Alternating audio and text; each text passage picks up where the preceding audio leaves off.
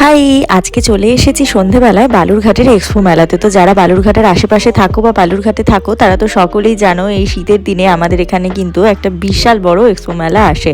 তো প্রথমেই এসে একটু ঘোরাঘুরি করে তারপরে একটু খাওয়া দাওয়ার দিকে চলে আসলাম। তো প্রথমে এখানে নিয়ে নিলাম জয়নগরের একটা রসমালাই কেক, আর তারপরে দেখো এখানে কাপের দোকান, বিভিন্ন ধরনের জামা কাপড়ের দোকান, শালের দোকান এসব এসেছিল। তো সেগুলো একটু দেখে নিলাম, আর তারপরে চলে এসেছি এই পটেটো রিংস খেতে। তো পটেটো রিংসটা আমি অনেকদিন ধরে দেখেছি কিন্তু কখনো ট্রাই করা হয়নি, তো আজকে ট্রাই করে নিলাম।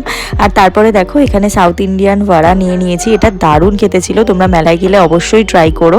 আর তারপরে এখানে দেখো পাপড়ি চাট খেয়ে নিচ্ছি। আর এখানে একটা নতুন জিনিস এসেছিল, এগরোল কাঠির মধ্যে, মানে কাঠি এগরোল বলছে, তো এটাও বেশ ভালো খেতে ছিল। আর এখানে যেন মালাগুলো 100 টাকায় পাওয়া যাচ্ছে।